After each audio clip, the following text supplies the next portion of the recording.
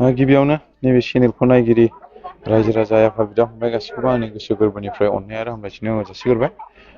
दिनै आङो जोंनि सेन्ट्रेलनि CWC मेम्बार्स आरो दैदेनगिरि गासैबो दिनै रिजर्टआव बिजनि टल गेटनिफ्राय लानानै बाक्सा, उदालगुरि, चिरां, क'क्राझार गासैजोंबो लोगो नांनानै दिनै बिरुद्धि दल जाय मानसिफ्रा माने बिरुद्धि जोंनि BPF दलनि एगेन्स्टआव दङमोन बिथांमोना दिनै गावसोरनो जोंजों लोगो लानानै आरो जोंजों सावरायनानै जोंबो नोंसोरजों थांगोन, जोंबो नोंसोरजों जइन जाफागोन होनना बुंनायलाय दिनै बे प्रग्रामखौ जोङो रिजर्टआव खालामनाय जादों।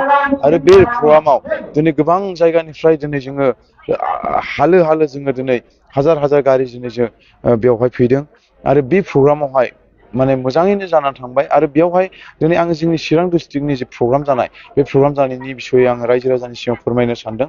दिनै दाब दाब जायगानिफ्राय फैनानै दिनै रायजो राजा जाय मानसिफ्रा दानब्लाबो सुब्लाबो दिनै मोनसे पार्टिखौ बा मोनसे पार्टियावनो थागोन होननानैहाय दिनै बिदि बुंदोंमोन UPPL, JSP, कंग्रेस, बिदिनो AJP, दिनै KPP बेफोरबायदि दलनिफ्राय दिनै बिथांमोना दिनै फैदों। आरो गोबां निउसाव जों नुनो मोनो BPFनि मानसिया BPFखौनो आर'नाइ सोदों होननानै। दिनै आंथ' इन्डिपेन्डेन्टसोमोन।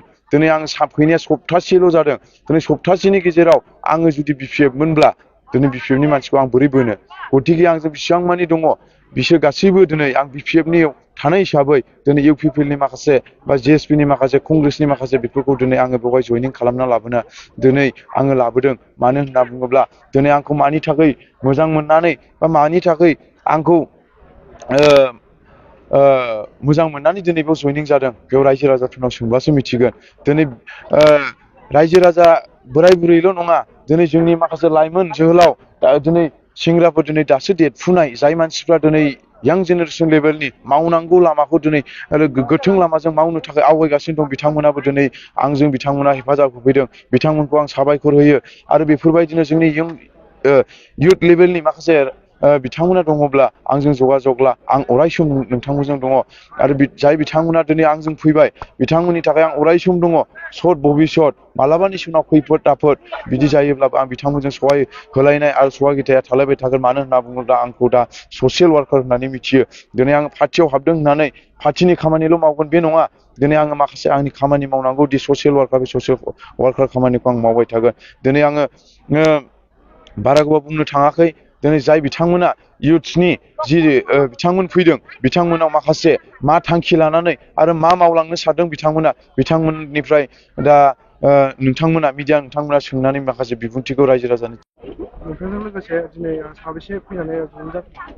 दिनै नैबे प्रग्रामाव फैनायाव खमैबाबो 300 प्लास दिनै फैदों आरो गोबां मानसि फैबावनांगौमोन। माने माइ हानाय बोथोर आरो माखासे गारि भारा नागिरबाबो मोननाय जायाखै। बिनि थाखायनो माखासे बिथांमोना फैनो मोनाखिसै। अब्लाबो बिथांमोना दुखु मोनाखै। उननि समायाव बे प्रग्रामा जाबावखागोन होननानै बिथांमोनजों आं सावरायलायनानै बिथांमोनखौ आं दोनथ'नाय जाबाय। खिन्थु टटेल आंनियाव फैनाया 300 प्लास फैदों आरो। मानि थाखाय फैदों बेयाव? जोङो नैबे बाथौ रिजर्ट खेरायाव जोङो सार्जेसया सुमफ्राम हारिखौ जोङो सापर्ट होनो फैदों। जोङो 60 जनसो जागोन इयुथ्सफ्रा आरो फैबावगोन। आरो सार्जेसयाखौ जोङो मोजां मोनो, बेखौ जोङो सापर्ट होनो फैदों आरो फैबावगोन होननानै मिजिं थिनाय जाबाय आरो गासैखौबो। आरो बियो गोबां मानसिफोरखौ बियो हेल्प खालामो आरो गैजायै दुखुथिया मानसिफोरखौबो बियो बेबायदिनो दान होगासिनो आरोखि।